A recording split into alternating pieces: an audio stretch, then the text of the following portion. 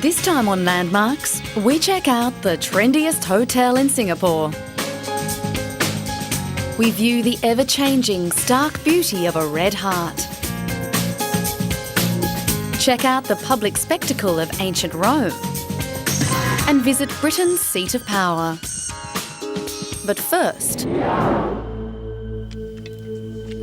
Noah's Ark is described in the Torah, the Bible and the Quran as a large boat that was built to save humans and animals from destruction during the Great Flood that covered the earth.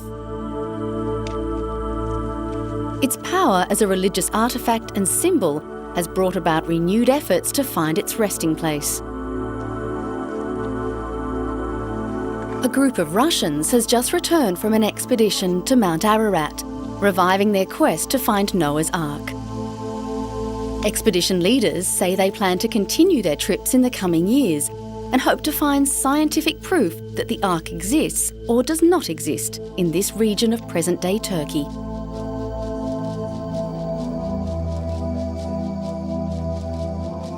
Yes, Noah's Ark. Noah's Ark to the people who know about the Bible. Okay, this is a kind of legendary symbol of the past of the humankind. For other people whom we could explain that Noah's Ark could be regarded as the symbol of the salvation of humankind is another symbol. And this is a really interesting and I think a really important story for the whole humankind. The expedition, led by Andrei Polyakov, set out to explore key areas that were long believed to be the resting site of Noah's Ark. The team began by exploring the boat-shaped mound site just south of Mount Ararat, known as Durapinya. This formation is one of 3 boat-like structures along Mount Ararat that has stirred debate over the past decades. Some proponents argue that it is the remains of, or the impression left by, Noah's Ark, while others say that it is only a natural formation. It is certain that the Ark is there. We found many things that confirm that people lived there in ancient times and that it was Noah and 8 people who were with him. We brought back some video which will be in our film that proves this. We also have video of a boat which had been believed to be Noah's Ark. We have no doubt that this is a boat. Nobody in our expedition doubts this. We will let scientists determine whether or not it is Noah's Ark.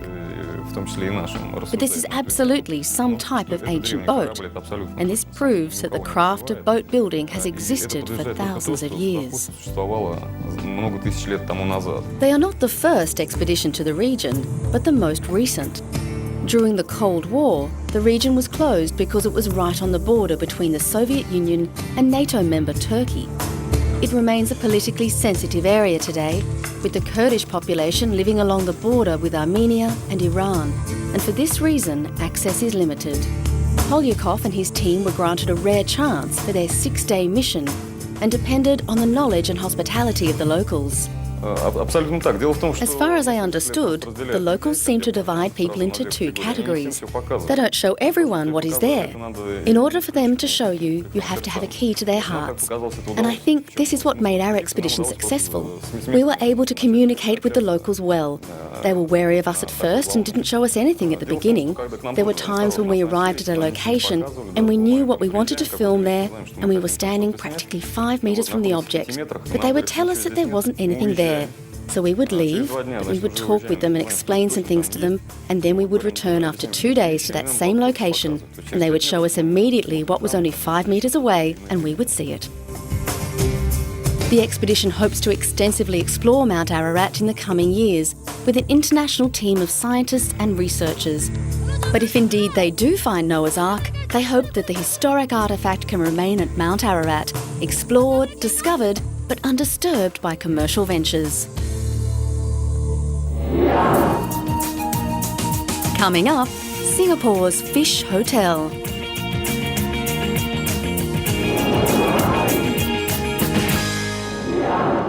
Now here's a landmark with a difference. A hotel in Singapore where the fish are the guests rather than the main course. Yes, it's true. Lovers of Japanese carp fish known as koi are paying big money to rent space in special hotels in Singapore to ensure they're comfortable. Businessman Tony Lee finds his koi more entertaining than a night out on the town. He spends nearly 5,000 Singapore dollars a month, about $3,500 US, on food and rent for the 100 koi he owns.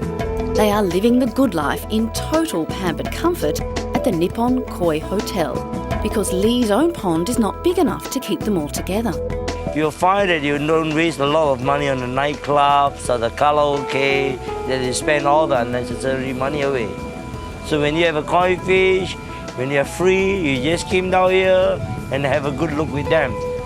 Then they make you very, very feel happy. Tony Lee is not the first man in history to put the love of his life up in a hotel. And that's where Ah Seng saw an opportunity. He says many people love fish but can't house them because their homes are too small or their relatives don't share their tastes. Ah Seng says that some men rent space in the hotel just to stop their wives from seeing how much money they spend on their koi. Yeah, some customers just put their koi here, they just, because at home their wives just don't like him keep koi, but they love koi, so they just keep their koi in here. Only the weekend they come here and see. The Nippon Koi Hotel has about 100 customers, all of them male, and about 200 ponds in 3 different sizes, from small to huge. Some of the ponds are deeper than others, as koi breeders claim the deeper the pond, the bigger the fish. The largest ponds are known as the Presidential Suites and are for serious breeders who raise koi to sell at auction or enter in competitions. Each comes with a room or pond number, and koi lovers can keep a record of their pets' shapes and sizes. The Koi Hotel's ponds cost from 250 to 750 Singapore dollars a month. Public relations consultant Tay Kwan Yan fell in love with koi 12 years ago. Today he owns about 80 of them. While one half stays in the Koi Hotel's Presidential Water Suite, the other half swims in his own cosier-sized pond. The 2 groups rotate their pond homes every 6 months. The important aspect about the Koi Hotel is that just like in a hotel, you're receiving a full suite of services 24 hours a day, which again you might not receive at home because, well, whether we like it or not, we have a job to do, and sometimes that takes us away from the fish. Whereas here, we have people who look after the fish all day long. They help us feed the fish, and they help us to monitor the fish. So if anything is wrong, whether it's health or whether it needs a little bit more pampering, then certainly we get that from the Koi Hotel. Tay Kwan sends them to the hotel to grow larger in the bigger ponds. Tay says he's too busy at work to tend to his fish. The hotel also provides hospital services for sick koi that are suffering from skin disease. The most common sickness is ulcers caused by bad water. Koi lovers say fish even suffer from stress caused by travelling from one pond to another. Sometimes when the koi feel sick, it just stay at one corner. It doesn't take the food at all. It will never join the group of the koi, so that you can tell the koi is sick. So that you have to take care of the koi. If really myself can't really treat them, I will bring it over to the pond over here, and these people will take care of my koi. Some think it a fishy business, but in Singapore, loving your koi is paying off. When explorer Ernest Giles first saw the Central Australian icon Uluru in 1872, he concluded it was a structure built by a race of giants. Giles, the first white man to see the amazing sandstone rock, could perhaps be forgiven for his imaginative mistake. After weeks of walking through the flatlands of Australia's deep red centre, Uluru, also known as Ayers Rock, must have seemed like an entity from another world. Uluru towers above an otherwise flat landscape. It stands 348 metres high and is nearly 10 kilometres in circumference. An unobstructed 360-degree view of its familiar red sandstone gives viewers a continual light show as the colour of the rock changes with the time of day and more gradually through each season. Uluru and its surrounding areas have great cultural significance for the local traditional owners, the Anangu Aboriginal people. At the nearby Docker River community, the Niangatjatjara people have taken a bold initiative to improve their own conditions while taking care of the local environment. Experts say there are around 750,000 camels roaming around the outback, so the Niangatjatjara are building a series of stockades to trap wild camels in a bid to tap into the lucrative Asian and Middle Eastern markets. And we'll work really hard to make us this community strong so that we can let the world know that we're doing it for, not for us community, but for everybody, Everybody might have a look, well, they're doing it good, in Dog River. So some people might come, they have a look for ourselves, for themselves, and that we have what we're doing here. We're showing them. The project was created by the Niangatjatjara Aboriginal Corporation in a region where the unemployment is over 50%. A tank of water inside the stockade will attract the camels, and then after a few weeks the crew will install one-way gates trapping the animals. Yeah, I believe camels will be very, very successful because they breed out here. You don't actually have to maintain them. They're very maintenance free, and every year the numbers are improving, and they're basically free for the community to sort of harvest. Camels were brought into Central Australia by Afghani railway builders and explorers who relied on the hardy animals to travel through the harsh desert. Most were released in the mid-1920s, when motor vehicles began operating in the central areas of Australia, and they established free-ranging herds in the semi-arid desert. Nowadays, their descendants are some of the healthiest camels in the world, and they range across northern, western and South Australia. Tourists to Central Australia often count a camel ride as top of their to-do list. Because we're in Australia, and that was one of the things that we had read about the camels being brought in, and I wanted to experience that. But there is also an ecological imperative attached to camel harvesting. Wild camels cover huge areas of the desert and may outnumber red kangaroos.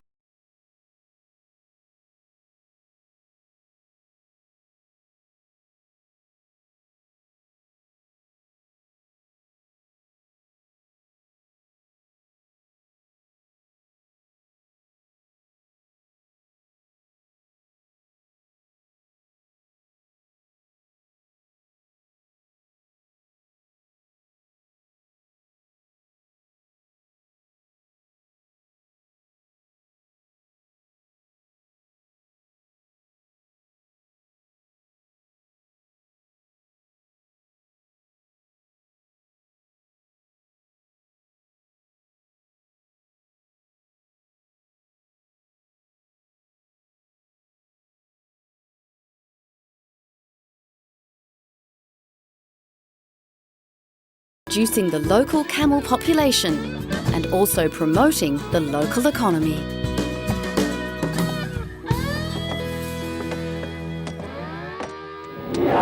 Coming up, Rome's modern-day gladiators.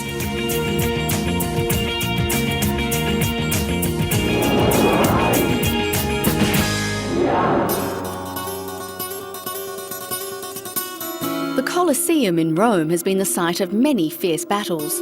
It is the original sporting stadium, a blueprint that has been copied numerous times over the past 2,000 years. It had a nearly enclosed roof, tiered stands and organised ticketing for the crowds of over 50,000 who attended countless life and death contests over hundreds of years. The Colosseum's heyday may have been 1,500 years ago, but over the last 50 years, tourism has brought the crowds back in large numbers to a site synonymous with the grandeur of ancient Rome. Both tourists and the services provided for them have grown more sophisticated in recent years. New technology such as 3D modelling is bringing history back to life.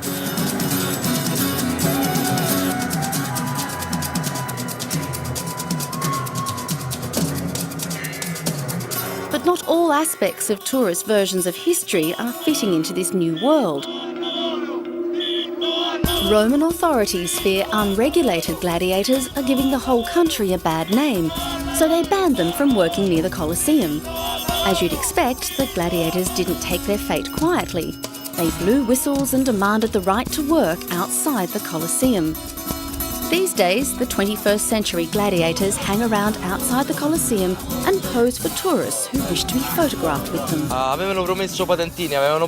They promised us licenses and permits in order to continue working here at the Colosseum. Instead, we have been booted out. Another epic battle is looming.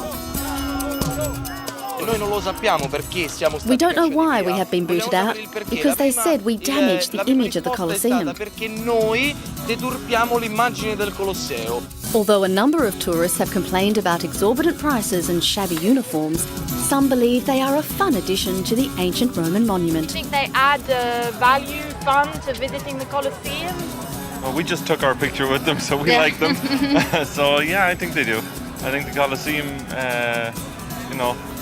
it's not exactly a fun visit per se, and they add a little bit of humour to the visit and a little bit of fun to it. Great, thank you. The Colosseum is Italy's most visited archaeological site, attracting almost 3 million tourists a year, so the gladiators have a lucrative market for their pitch. I think provided they stay outside here, it's fine. I think if they were hustling people inside, it would be different, but I think they should leave them here. To the uninitiated, the idea of the very symbol of imperial Rome, the gladiator, being banned from the Colosseum is unthinkable. But in fact, it is history being repeated. Gladiators were professional fighters who fought each other, wild animals and condemned criminals, many of them political and religious dissidents such as Christians. Although some emperors such as Nero and Caligula encouraged their bloodthirsty feats, others disliked them. Tiberius, Cicero and Constantine were three who curtailed their activities and at times even banned them. After the uprising of the former slave Spartacus, emperors regularly exiled gladiators from Rome during times of civil unrest for fear of them turning against the authorities. The first known gladiatorial games were recorded in 264 BC, and it was during the reign of Vespasian in 70 AD that the Colosseum we know was completed. It took until 367 AD for the courts to stop condemning Christians to the Colosseum. Gladiatorial contests were stopped at the Colosseum in 404 AD, thus ending a 330-year run at the same venue. Modern research has uncovered much about the real lives of the gladiators, and perhaps what is most surprising to us is that it's believed that only 10% died in combat. However, they rarely live past 30. The modern variety, though, appears more likely to die from other causes, most commonly smoking.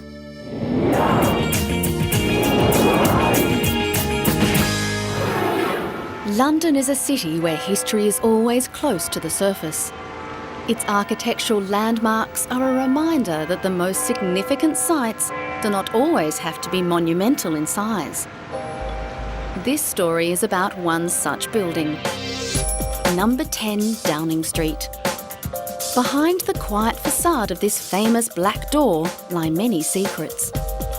Number 10 has been the setting for violent riots, passionate protest and surprising activities. It contains the official residence of the Prime Minister and other government buildings. In effect, it is the home of the British government. Cabinet, the seat of government in a parliamentary system, has held its meetings in the same room at Number 10 since 1856. Prime Minister Gordon Brown recently moved the weekly cabinet meeting from Thursday to Tuesday. Pioneering policies have been developed, and world-changing meetings, chaired by Britain's greatest leaders, have taken place inside its walls. It is office and workplace for the Prime Minister and the staff employed to support him in his role. Downing Street has been the nerve centre of the British government through 2 world wars. It was in front of Number 10 that then Prime Minister Neville Chamberlain proclaimed there would be peace in our time, while waving his soon-to-be-broken pact with Adolf Hitler. The next Prime Minister in residence, Winston Churchill, had to move after a German bomb shattered several rooms and killed 3 civil servants in October 1940. The toll would have been worse had the Prime Minister himself not warned kitchen staff to leave the area shortly before the attack. Such physical violence has been thankfully rare. However, the increased fear of terrorism in recent times has brought about some modifications. In 1989, large black gates were installed following an IRA attack on London. After September 2001, security has been tightened even further. Downing Street began its association with the office of the Prime Minister in 1730. The street was named after Sir George Downing, who served under Cromwell in the 17th century. It runs from Whitehall towards St James Park. That the house is still being used today by Gordon Brown is due to the refusal of Britain's first ever Prime Minister, Robert Walpole, to accept the house as a personal gift. Instead, he insisted it be used by future First Lords of the Treasury. During its history, the house has undergone major development to be turned into a grand residence, fit for the most powerful politician in the country. It has never been an overpaid job. Until the early 20th century, incoming Prime Ministers had to move in their own furniture. The PM's neighbours are the Chancellor of the Exchequer at number 11 and the Government Whip at number 12. Although recent Prime Minister Tony Blair took over number 11 as well because he needed the space for his wife and children. He wasn't the first Prime Minister to do so. In 1881, William Gladstone took over number 10, 11 and 12 Downing Street to accommodate his growing family during his final term in office. To the present day, 51 men and 1 woman have passed through the doors of number 10 Downing Street as British Prime Minister. These days, the complex remains a hive of activity. Even in the 1980s, then Prime Minister Margaret Thatcher said the main problem with living on top of the shop was that the line between home and work became increasingly difficult to maintain. Britain may no longer have an empire to maintain, but it remains a powerful presence in many parts of the world and an influential member of the European Union. So despite its humble facade, number 10 remains a seat of power rivaling the most ostentatious.